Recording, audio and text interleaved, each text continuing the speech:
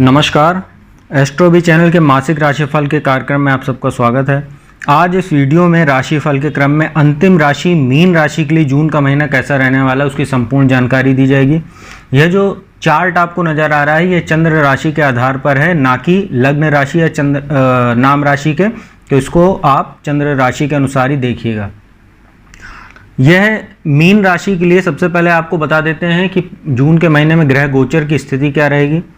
आपके दूसरे भाव में बृहस्पति राहु का चांडाल दोष बना हुआ है। बृहस्पति आपके लग्नेश होते हैं और दशमेश होते हैं और पूरे महीने दूसरे भाव में वो चांडाल दोष बनाकर राहु के साथ गोचर करेंगे। बुध 7 जून तक आपके दूसरे भाव में है मेष राशि में। इसके बाद वो राशि परिवर्तन करके तीसरे भाव पराक्रम भाव में मित्र राशि वृषभ में प्रवेश करेंगे और 27 जून को एक बार फिर से राशि परिवर्तन करके आपके चतुर्थ भाव में अपनी ही राशि मिथुन में प्रवेश करेंगे, जिससे भद्र नाम का महापुरुष राजयोग बनेगा। सूर्य की बात करें 15 जून तक सूर्य तीसरे भाव में, 15 जून को राशि परिवर्तन करके चतुर्थ भाव में आ जाएंगे मिथुन राशि में। मंगल नीच राशि कर्क में शुक्र के साथ पूरे महीने गोचर कर रहे हैं आपके पंचम भाव में। केतु आपके अष्टम भाव में है तुला राशि में पूरे महीने, और शनि जो है वो आपके 12वें भाव में गोचर कर रहे हैं स्वराशि कुंभ में, और आपके ऊपर मीन राशि के ऊपर 7.5 का प्रथम चरण चल रहा है। 17 जनवरी 2023 से आपको 7.5 का प्रथम चरण शुरू हो चुका है। तो मित्रों, ये थी ग्रह गोचर की जानकारी मीन राशि के लिए। अब आपको राशिफल की जानकारी देना शुरू करते हैं। सबसे पहले बात करते हैं आपके लग्नेश की। आपकी राशि के स्वामी बृहस्पति बनते हैं और वो दूसरे भाव में यहाँ 1 नंबर मेष राशि में राहु के साथ पूरे महीने विराजमान है। दूसरा भाव वाणी का होता है, परिवार का होता है, संचित धन का होता है, ससुराल पक्ष का होता है, प्रारंभिक शिक्षा का होता है, हमारी आँखों का होता है। तो आपको यहाँ पर यह ध्यान रखना है कि आपके दशमेश भी बनते हैं और लग्नेश होते हैं और दूसरे भाव में हैं चांडाल दोष बनाकर। यहाँ पर बृहस्पति और राहु की युति आपके लिए कहीं ना कहीं वाणी दोष की समस्या पैदा कर रही है। आपको वाणी संबंधित कुछ समस्या रहेगी, जिससे परिवार का माहौल खराब हो सकता है। साथ ही आपको ये ध्यान रखना है कि यहाँ से बृहस्पति राहु की जो पंचम दृष्टि है वो छठे भाव पर पड़ रही है, तो आपके कुछ रोग ऋण शत्रुओं में भी वृद्धि होगी। आपका पाचन प्रभावित होगा, पेट से संबंधित आपको समस्या हो सकती है। साथ ही शत्रुओं में भी वृद्धि होगी, जिनको शांत वगैरह करने में आपका जो है धन भी बर्बाद होगा, जो संचित धन है। ससुराल पक्ष से भी आपके संबंध प्रभावित होंगे, क्योंकि चांडाल दोष दूसरे भाव में है। और आप यदि वाणी से संबंधित कोई काम करते हैं, जैसे सलाहकार वगैरह हैं, एडवाइज़र हैं, या कोई कंसल्टेंसी से जुड़ा कोई काम करते हैं, तो आपको अपने वाणी का बहुत ध्यान रखना है। अपने शब्दों का चयन बहुत अच्छे से करना, अन्यथा आपकी नौकरी भी जा सकती है या आपका कार्य व्यापार भी प्रभावित होगा चांडाल दोष की वजह से। इसके बाद जो अष्टम भाव पर सप्तम दृष्टि रहेगी, तो दुर्घटना के योग बनाएंगे ये चांडाल दोष, और अनावश्यक खर्चे आपके बढ़ेंगे। और दशम भाव पर दृष्टि होने से ये कार्य व्यापार में भी कुछ ना कुछ उथल पुथल मचाएंगे, जैसे आपका अनचाहा स्थानांतरण, बॉस या कलीग्स के साथ आपके मनमुटाव भी ये चांडाल दोष की दृष्टि कराएगी। बुध की बात करते हैं। बुध 7 जून तक आपके दूसरे भाव में है। बुध आपके लिए काफ़ी योग कारक बनते हैं, क्योंकि एक तो भौतिक सुख साधन चतुर्थ भाव और सप्तम भाव वैवाहिक सुख के स्वामी बनकर आपके दूसरे भाव में है। 7 जून तक थोड़ी समस्या है कार्यस्थल पर और कार्य व्यापार को लेकर, वैवाहिक जीवन को लेकर, क्योंकि राहु के साथ जड़त्व दोष में रहेंगे। परंतु इसके बाद वो तीसरे भाव में आ जाएंगे। और यहाँ पर आपको ध्यान रखना है कि सूर्य भी 7 विराजमान है पहले से ही, क्योंकि सूर्य का तो राशि परिवर्तन वृषभ में 15 ही मई को हो गया था। यहाँ जब बुध प्रवेश करेंगे तो 7 जून से 15 जून तक सूर्य के साथ बुधादित्य राजयोग भी बनेगा। यहाँ पर बुध की स्थिति काफ़ी शुभ मानी जाती है। आप अपने पराक्रम, अपने पुरुषार्थ से अपने रुके हुए कार्यों को पूरा करेंगे। आपकी बुद्धि कौशल भी काफ़ी चढ़ी रहेगी और भाग्य का भी आपको सहयोग मिलेगा, क्योंकि दोनों की दृष्टि सूर्य बुध की यहाँ पर 7 जून से 15 जून के बीच में आपके भाग्य स्थान पर पड़ेगी। तो उच्च शिक्षा के लिए विदेश जैसे जाना चाह रहे हैं आप, जैसे मैनेजमेंट, फाइनेंस सेक्टर या शेयर बाजार वगैरह से आप जुड़े हुए हैं, ऐसे लोगों को भाग्य का सहयोग मिलेगा और धर्म कर्म में भी आपकी रुचि बढ़ेगी।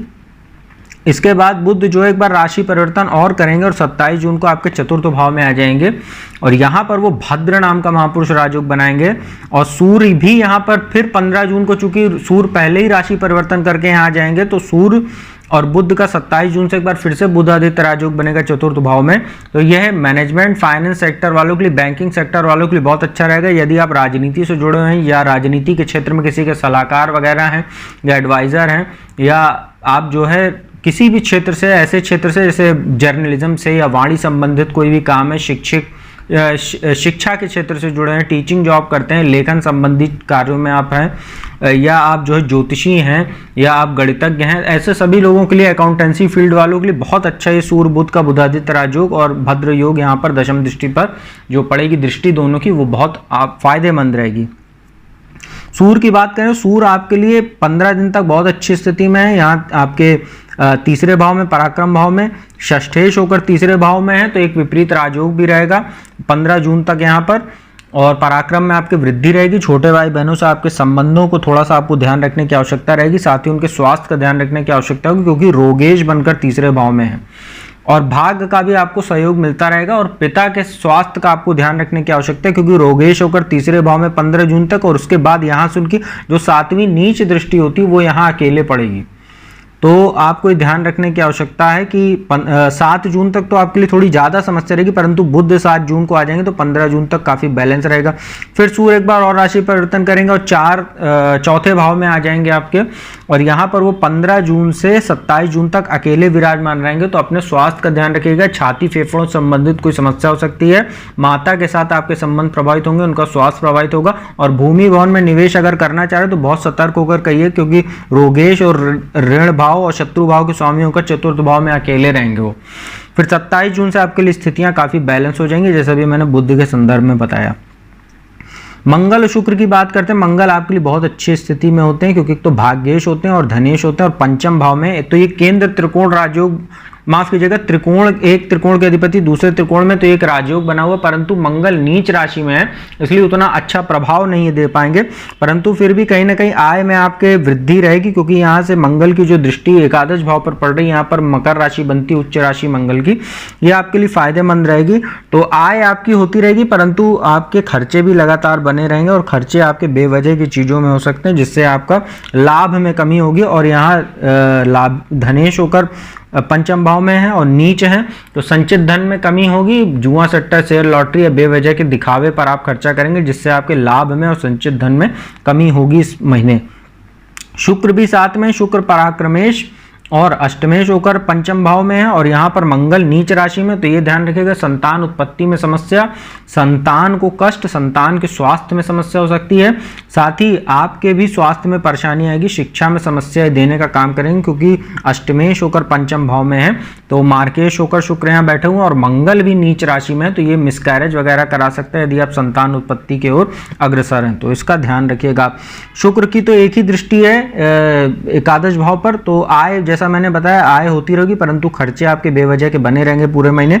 मंगल की बात करते हैं, मंगल की चौथी दृष्टि जो है वो अष्टम भाव पर पड़ेगी, तो दुर्घटना वगैरह के भी योग आपके बनेंगे, और अष्टम दृष्टि द्वादश भाव पर पड़ेगी शनि पर। तो आप ये ध्यान रखिएगा, कोर्ट कचहरी वाद विवाद से जुड़ा कोई मामला आपका चल रहा है, उसमें समस्या देखने को मिलेगी। आंखों में समस्या हो सकती है, कोई ऐसी यात्रा करने से आप बचें जो बेवजह की आपको लगती हो, क्योंकि उसमें तो खर्च भी होगा और उसमें आपको कुछ समस्या भी हो सकती है, और दुर्घटना के भी योग बनेंगे, जिससे आपका शरीर प्रभावित हो सकता है। इसका आपको ध्यान रखने की आवश्यकता रहेगी। केतु अष्टम भाव में बैठे हैं, अष्टम भाव में केतु आपके लिए अज्ञात भय का काम कर रहे हैं, बेवजह के मानसिक तनाव को बढ़ाने का काम करेंगे। ज्यादातर समस्याएं जब अष्टम में राहु या केतु होते हैं तो काल्पनिक होती है, मानसिक होती है, धरातल पर नहीं होती है। तो आप बेवजह के मानसिक तनाव को बचिए उससे, क्योंकि ये ज्यादातर समस्याएं काल्पनिक हैं। और केतु की जो पंचम दृष्टि शनि पर पड़ रही, तो कोर्ट कचहरी से जुड़ा कोई मामला आपका है उसमें समस्या आएगी। साथ ही बेवजह के वाद विवाद में खुद को पड़ने से बचाएं, दूसरों के मामले में हस्तक्षेप ना करें, अन्यथा आप किसी कानूनी मामले में भी फंस सकते हैं। दूसरे भाव पर दृष्टि है तो आपके परिवार का माहौल खराब हो रहा है, क्योंकि वैसे भी चांडाल दोष वहां बना हुआ है। और सूर्य पर दृष्टि पड़ेगी 15 जून से, सूर्य जब यहाँ आ जाएंगे तो केतु की दृष्टि पड़ेगी 9वीं, ये ग्रहण दोष का निर्माण करेगी। तो माता के स्वास्थ्य का ध्यान रखिएगा, उनके साथ संबंधों का ध्यान करिएगा, और भूमि भवन में निवेश करने से पहले अच्छे तरह सोच विचार लीजिएगा, अन्यथा केतु का जो ग्रहण दोष बनेगा सूर्य के साथ दृष्टि संबंध के माध्यम से, वो आपके लिए समस्यादायी हो सकता है और हानि के योग और धन डुबाने का ये कार्य कर सकता है। अब सबसे महत्वपूर्ण ग्रह जो आपके लिए इस समय है वो है शनि, क्योंकि आपके ऊपर 7.5 का प्रथम चरण चल रहा है। शनि आपके लाभेश और द्वादशेश होकर द्वादश भाव में है, अपनी ही राशि में है, तो विपरीत राजयोग बना हुआ है। लाभेश होकर 12वें भाव में, तो आय में तो वृद्धि हो रही, परंतु आपके लिए खर्च भी उसी तरीके बने हुए हैं। यहाँ बैठे शनि आपके लिए कोर्ट कचहरी जैसे मामलों में समस्या पैदा कर रहे हैं, आपकी आंखों में दिक्कत दे रहे हैं, बेवजह के आपके जो यात्राएं हो रही हैं उससे आपका खर्च और मानसिक तनाव दोनों बढ़ रहा है। यहाँ शनि आपको लगातार किसी न किसी वाद विवाद में भी फंसाने का काम करेंगे, क्योंकि शनि की जो सप्तम दृष्टि वो छठे भाव पर है, रोग ऋण शत्रु के भाव पर। यहाँ पर दृष्टि पड़ने से आपको ध्यान रखना है कि शत्रुहंता योग तो बनेगा, शत्रु आपका कुछ बिगाड़ नहीं पाएंगे, परंतु उनको शांत करने में, उनको टैकल करने में आपका धन भी जाएगा, आपका मानसिक तनाव भी बढ़ेगा, इससे आपका स्वास्थ्य भी प्रभावित होगा। और आप अपने पाचन का और कमर से लेकर पैर तक के हिस्से का ध्यान रखिएगा, क्योंकि शनि जो है कमर से पैर तक के हिस्से में आपको समस्या देंगे। साथ ही वायु विकार आपको हो सकता है, गैस, अपच, ऐसी समस्याएं आपको देखने को मिलेंगी छठे भाव पर शनि की दृष्टि पड़ने से। इसके बाद शनि की जो तीसरी दृष्टि और नीच दृष्टि दूसरे भाव पर पड़ रही, तो ये खर्च आपका बढ़ाएगा, जैसा मैंने बताया, क्योंकि संचित धन में कमी करेगा ये। और चांडाल दोष भी यहाँ पर है, परिवार का माहौल खराब करना, आपकी वाणी को खराब करेगा शनि।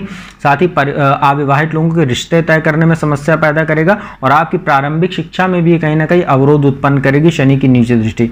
और जो 10वीं दृष्टि पड़ेगी वो आपके भाग्य स्थान पर पड़ेगी, तो भाग्य में भी अवरोध उत्पन्न करेगा। जहां पर आपको भाग्य की जरूरत होगी वहां पर शनि ये आपके लिए 3 दिन का काम 13 दिन में कराने का कार्य करेंगे। और आपको सबसे महत्वपूर्ण बात बताना मैं चाहता हूं, शनि जो है 17 जून को यहाँ पर वक्री भी हो जाएंगे, और 17 जून से 4 नवंबर 2023 तक द्वादश भाव में जब वो वक्री रहेंगे आपके लिए और परेशानियां बढ़ सकती हैं, जिसमें आपको भाग्य का बहुत जबरदस्त कमी देखने को मिलेगी।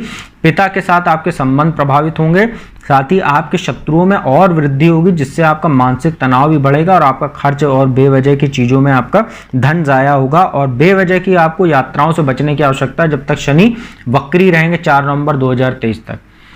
तो मित्रों, मीन राशि के लिए जून का क्या हाल रहने वाला है उसकी मैंने संपूर्ण जानकारी दी। उपायों की बात करते हैं। शनि का मंत्र आप पूरे महीने जपिए, क्योंकि 7.5 का प्रथम चरण आपके ऊपर चल रहा है। ओम शंख शनिश्चराय नमः, इस मंत्र का जाप हर शनिवार को रुद्राक्ष की माला से 108 बार आप जाप कीजिए। साथ ही बृहस्पति आपके लग्नेश होते हैं, आपकी राशि को स्वामी है, तो बृहस्पतिवार को आप केले के वृक्ष की जड़ में आप जो है जल अर्पित कीजिए। साथ ही पीली वस्तुओं का दान कीजिए, मंदिर या किसी ब्राह्मण या गरीब को पीली वस्तु अर्थात जैसे पीला वस्त्र या चने की दाल या जो है कोई भी पीली दाल और केला, या अगर आप सक्षम है तो स्वर्ण दान भी आप कर सकते हैं किसी ब्राह्मण को।